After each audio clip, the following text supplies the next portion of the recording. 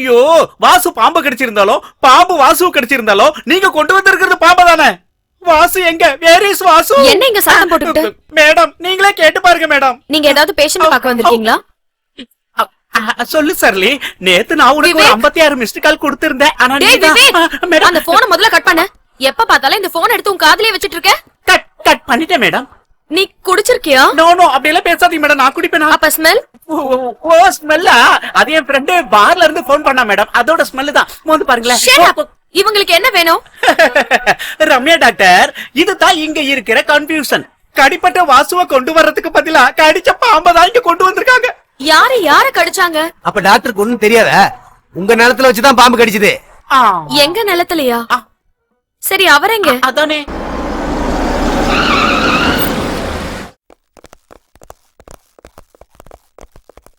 பாத்தீங்களா, விஷயத்தை கேள்விப்பட்ட உடனே உங்களுக்கே கோவம் வந்துருச்சுல. அதுதான் இங்க நடக்கிற பிரச்சனை. ரம்யா யூனிஃபார்ம்ல வராங்க. பாஸ் சொன்னீங்க விளையாடிட்டு இருக்கும் போது தான் தெரிஞ்சது. விஷம் இருக்குல்ல, அது ஏதோ ஒரு பிளாக்ல மாட்டிக்கிட்டு இருக்கு. பிளாக்? டிராபிக் பிளாக்ல. இதோ பாம்பு வந்துருச்சு, இன்னும் மனுஷன் தான் வந்து சேரல. எதுவா இருந்தாலும் ஆள் வரதுக்குள்ள எல்லாமே ரெடியா இருக்கணும். ஓகே ஓகே சரி டாக்டர். ரமேஷ், இன்னைக்கு நீ டியூட்டிக்கு போக வேணாம். நமக்கு ஒரு கிளீனிங் ப்ராசஸ் இருக்கு. அந்த நாகத்தம்மன் கோவில்ல. அது தேவையா? தேவைதான். நீங்க எல்லாரும் இங்க இருங்க, நான் போய் கேஸ் அட்டெண்ட் பண்ணிட்டு வந்துடுறேன்.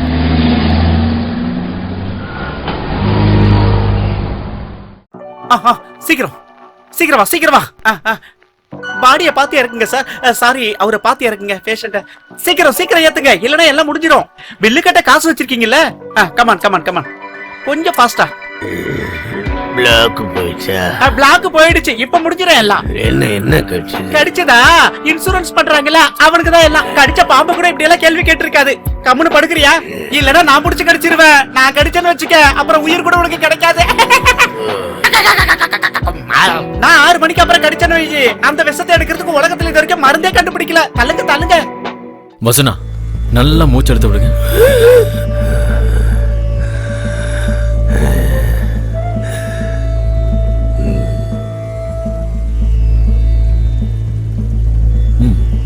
இப்ப எப்படி இருக்கு? வலி இருக்கு டாக்டர். எதுக்கு தேவையில்லாம காட்டுக்கு போனீங்க? அங்க இருக்கிற நிலவரம் தான் உங்களுக்கு தெரியும்ல. நான் வழக்கமா அங்கதான் விறகு எடுக்க போவேன். எதுவா இருந்தாலும் வாசம் அந்த காடும் சுத்தி இருக்கிற இடமும் சுத்தமா இருக்கும். அதெல்லாம் எதுக்கு தம்பி வீணா? அதிகமா பேச வேணாம், நீங்க ரெஸ்ட் எடுங்க. பயப்படுறதுக்கு ஒண்ணும் இல்ல.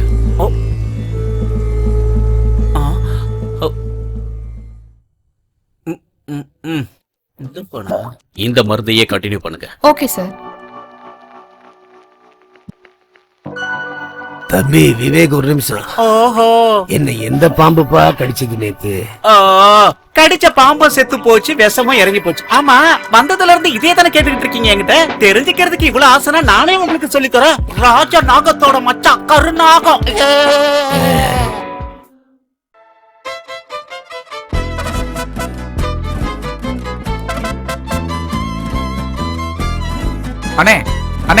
அண்ணே ஏந்திரிங்கண்ணே.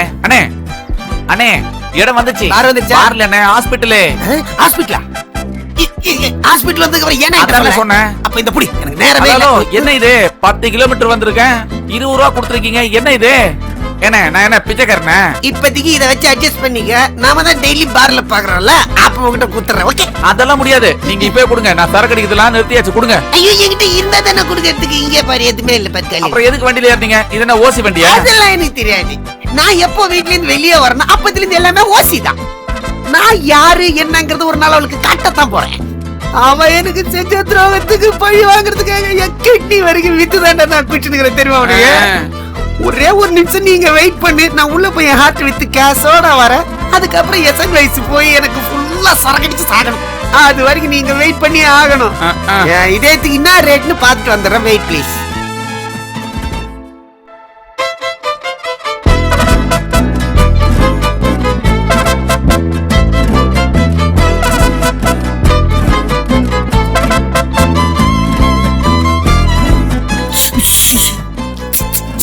சிஸ்டர், ஷீலா பாத்தீங்களா? லேப்ல இருக்கா? லேப்லயா? கூட யாரா இருக்காங்களா? அந்த விவேக் இருக்கான்.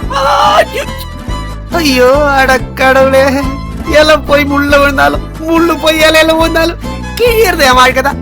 இவளால நான் குச்சி சாதான் போறேன். டேய் விவேக், உனக்கு சைட் அடிக்க என் பொண்டாட்டி தான் கிடைச்சுதா? இருடா, நான் இப்ப வந்து உனக்கு நான் யாருன்னு ஃபுல்லா காட்டுறேன்.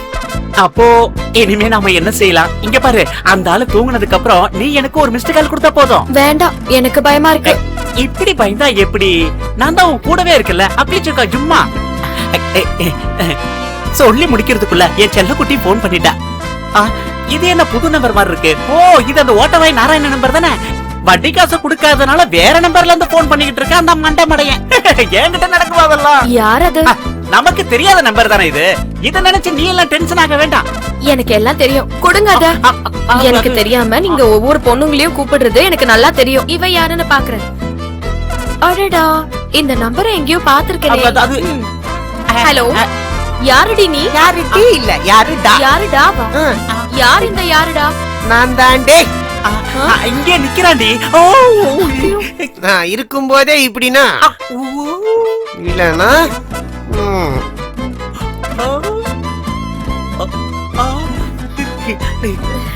அடா கச்சேட்டி. அட நீங்க தானா? நீங்க எப்படி இந்த இன்பாக்ஸுக்குள்ள மெசேஜ் வர மாதிரியே நீங்க உங்க பொண்டாட்டி இப்பதான் உங்களை பத்தி சொல்லி வாயிலே போட்டா. ஏண்டா, ரெண்டு பேருமா சேர்ந்து என்ன கொலை பண்றத பத்தி பேசிட்டீங்க. அப்படியா? நீங்க அதான் பிளான் பண்ணிருப்பீங்க, எனக்கு நல்லா தெரியும். இந்த ஹாஸ்பிடல்ல வேலை செய்யற பொண்டாட்டி உசார் பண்ணிட்டு அவகிட்ட காதல் இல்லை நடத்துறிய உன்னை பத்தி எனக்கு நல்லா தெரியும்.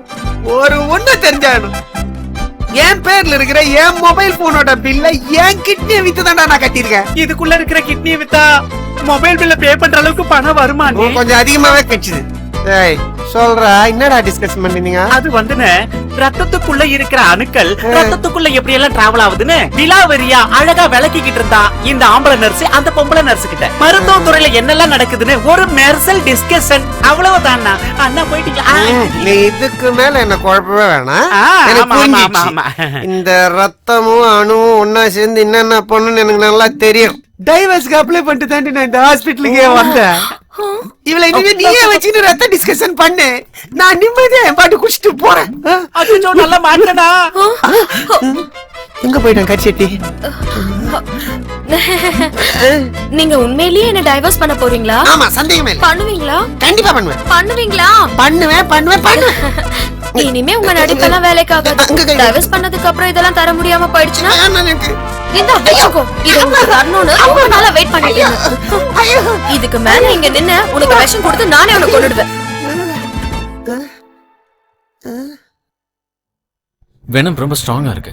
ஆமா, உயிர் பொழிச்சது அவரோட லக்கு தான். கடிச்ச பாம்பை நான் பார்த்தேன். அந்த ஸ்பாட்ல வச்சு எத்தனை பேரை கடிச்சிருக்கு. இந்த ஊர்க்காரங்க இத வச்சு பெரிய பிரச்சனை கிளப்ப போறாங்க. ரம்யா, ட்ரிப் ஸ்டார்ட் பண்ணிருங்க. ஓகே. டெவலப்மெண்ட் இருந்துச்சுன்னா சொல்லுங்க. ஓகே. நான் இப்போ வந்துறேன். எங்க போறீங்க? அதெல்லாம் நான் வந்துட்டு சொல்றேன். பாம்புங்கள மொத்தமா இங்கதான் கூட்டமா இருக்கா? இதோ இப்ப முடிச்சிடுறேன்.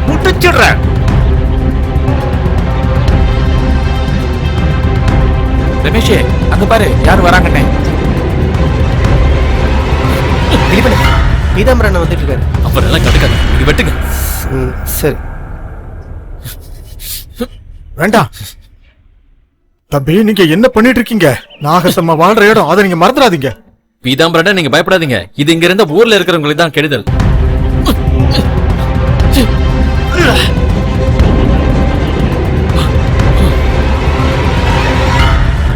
ஐயோ, கிளீன் பண்றதுக்கு யாராவது கூப்பிட்டா வரமாட்டீங்கன்னா நான் என் ஃப்ரெண்ட்ஸை வச்சு கிளீன் பண்ணிட்டு இருக்கேன்.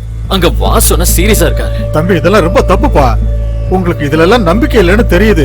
குலதெய்வ கோயில் இப்படி பண்ணீங்கன்னா நம்ம முன்னோர்கள் கண்டிப்பா இதை மன்னிக்கவே மாட்டாங்க தம்பி. தலைமுறையா இந்த பிரச்சனை நடந்துட்டு தான் இருக்கு. கடவுள் பேரை சொல்லிக்கிட்டு 8 கால் பூச்சிக்கு கூட கோயில் கட்டின ஊர் இது. இப்படிப்பட்ட நம்பிக்கையெல்லாம் அறுத்து தெரியலனா நாசமா போக போறது நம்மளுடைய சாமானிய எண்ணம் தான். நீங்க என்ன நார்த்திகன்னு நினைச்சாலும் சரி. தம்பி, இந்த இடம் உனக்கு சொந்தமானதுன்னு எனக்கு நல்லாவே தெரியும். உங்க வீட்டு வேலைக்காரங்கிறதெல்லாம் மறந்துருங்க. உங்களுக்கு ஒரு அண்ணன் மாதிரி சொல்றேன்னு நினைச்சுங்களேன். இந்த நாகத்தம்மாவோட சக்தி என்னன்னு உங்களுக்கு தெரியாது. அவங்க கிட்ட வேணுமா இதெல்லாம்? இதுல பயப்படுறதுக்கு எதுவுமே இல்ல பீதாம்பரனா.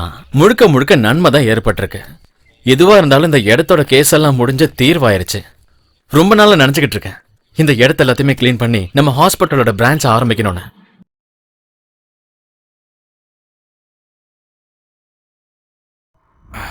ஹாஸ்பிட்டல் ஆரம்பிக்க போற உன்னோட முடிவு நல்ல விஷயம் தான். ஆனா அது அந்த இடத்துல வேணுமாங்கிறது இன்னொரு தடவை யோசிக்க வேண்டிய விஷயம். நான் யாருக்காகவும் பேசுறேன்னு மட்டும் நீ நினைக்க வேண்டாம். நம்மளா யாரோட நம்பிக்கையை நம்ம கெடுக்க வேண்டாம்னு மட்டும்தான் சொல்லுவேன். இதுக்கு பேர் தான் திமிருன்னு சொல்றது. சில காலத்துக்கு முன்னாடி அது எவ்வளவு பெரிய கோவில் தெரியுமா? இனிமே என்னெல்லாம் நடக்க போகுதோ கடவுளுக்கு தான் தெரியும். அவனை சொல்லி எந்த குத்தமும் இல்ல, எல்லாத்துக்குமே நீங்க ஒருத்தர் தான் காரணம். நீ சும்மா வளவலன்னு பேசிட்டு இருக்காம வேலை இருந்தா போய் பாரு. என் நம்பிக்கை தான் என்ன காப்பாத்தும். தாத்தா நீங்க கலக்கிட்டீங்க தாத்தா. சூப்பர் தாத்தா, கலக்கிட்டீங்க தாத்தா.